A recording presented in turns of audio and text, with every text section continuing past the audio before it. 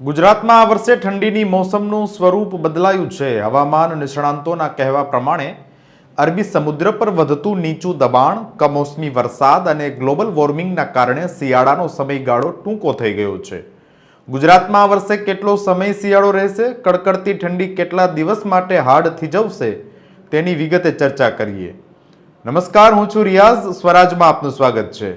સામાન્ય રીતે ગુજરાતમાં ઓક્ટોબર નવેમ્બરની શરૂઆતથી જ ઠંડીની અનુભૂતિ થવા લાગતી અને તે જાન્યુઆરીના અંત સુધી એટલે કે લગભગ 90 દિવસ સુધી ઠંડી રહેતી, પરંતુ આ વર્ષે ગંભીર ઠંડીનો સમયગાળો ઘટીને માત્ર 30 દિવસનો થઈ ગયો છે।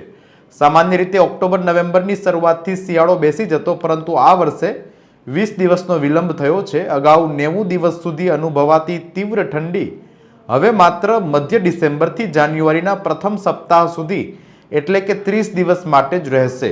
ઉત્તર ભારતમાં પણ 5 નવેમ્બરથી ઠંડી શરૂ થઈ જતી, પરંતુ આ વખતે શિયાળો 20 દિવસ મોડો પડ્યો છે। તીવ્ર ઠંડીનો સમયગાળો હવે માત્ર મધ્ય ડિસેમ્બરથી જાન્યુઆરીના પહેલા સપ્તાહ સુધી રહેશે। નવેમ્બરના અંત સુધીમાં કડકડતી ઠંડી બેસી જવાની શક્યતા છે। હાલમાં જ આવેલા બે ચક્રવાતની અસરને કારણે ચોમાસા જેવો માહોલ સર્જાયો હતો, જેનાથી શિયાળાની શરૂઆતમાં અસર થઈ। કચ્છ, સૌરાષ્ટ્ર કરતાં ગુજરાતના અન્ય ભાગોમાં વધુ ઠંડી રહેશે। જો કે નલિયા જેવા સ્થળોએ તાપમાનમાં નોંધપાત્ર ઘટાડો જોવા મળે તો પણ નવાઈ નથી। ગુજરાતમાં શિયાળાની મોસમમાં આશ્ચર્યજનક ફેરફારો જોવા મળી રહ્યા છે। હવામાન નિષ્ણાંતોએ આ અંગે ચિંતા વ્યક્ત કરી છે અને ક્લાઇમેટ ચેન્જને મુખ્ય પરિબળ ગણાવ્યું છે।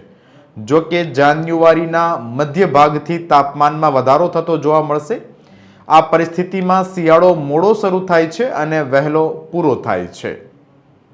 તો આ હતી શિયાળા વિશે લેટેસ્ટ અપડેટ।